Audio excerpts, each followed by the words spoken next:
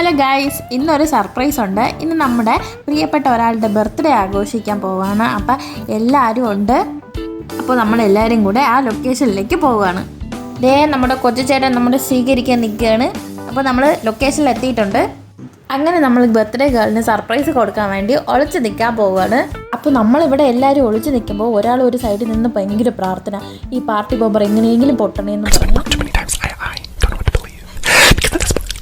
അങ്ങനെ നമ്മുടെ പ്ലാനിങ് ഒക്കെ വൻ വിജയമായിട്ട് മുന്നോട്ട് പോയിക്കൊണ്ടിരിക്കുകയാണ്. അപ്പോൾ ഇതാണ് നമ്മുടെ ബർത്ത്ഡേ ഗേൾ ഇന്ദു ചേച്ചി. ചേച്ചി ശരിക്കും സർപ്രൈസായി, ഒട്ടും പ്രതീക്ഷിച്ചില്ല നമ്മൾ ഇങ്ങനെ ഒരു സർപ്രൈസ് കൊടുക്കുമെന്ന്. അപ്പോൾ ചേച്ചി നന്ദിയൊക്കെ പറഞ്ഞ് കേക്ക് കട്ടിങ്ങിലേക്ക് കടക്കുകയാണ്.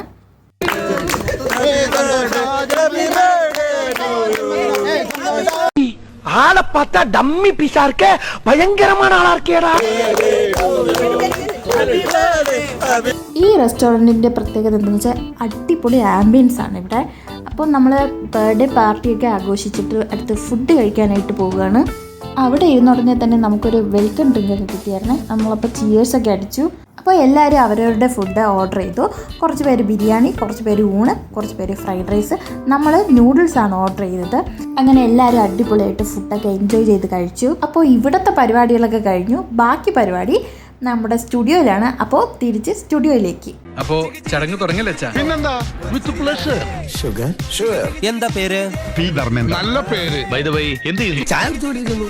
നമ്മൾ എന്ത് ചെയ്യുന്നു? അമ്മയെ സഹായിക്കുന്നു. അതെ, ഇവരാരൊക്കെയാണ്? ഞാൻ നിന്റെ തന്ത, ഇവരൊക്കെ നിന്റെ മറ്റു തന്തമാർ. നിങ്ങൾക്കാർക്ക് ചിരി വരുന്നില്ലേ? ഇനിയിപ്പോ എന്താ ചെയ്യുക? നീ ഒന്നും ചെയ്യണ്ട, ഞാൻ ചെയ്തു. തന്നെ എനിക്കറിയാമല്ലോ, താൻ ഹംസയല്ലേ? നിങ്ങൾ എന്താ ഇവിടെ? നീ എന്താ ഈ കത്തി വേഷത്തില്? ഇത് കംപ്ലീറ്റ് വാടകയ്ക്ക് എടുത്തതാ. ഓക്കെ പോയിന്റിലോട്ട് വരാം. ധർമ്മേന്ദ്ര, മൺവാൾജി. അമൃതാഞ്ജനുണ്ട്, വേണ? എനിക്കൊന്നും അറിയില്ല. കോയി ബാത് നഹീ. ചേട്ടാ, ഈ ചെറുപഴം എന്താവില്ല? അപ്പോൾ ഇതാണ് എൻ്റെ RD കുടുംബം. അപ്പോൾ നിങ്ങൾക്ക് ഇങ്ങനത്തെ ഒരു ഫ്രണ്ട്സ് ഗ്യാങ് ഉണ്ടെങ്കിൽ താഴെ കമൻറ്റ് ചെയ്യുക. അടുത്ത വീഡിയോയിൽ കാണാം. ബൈ.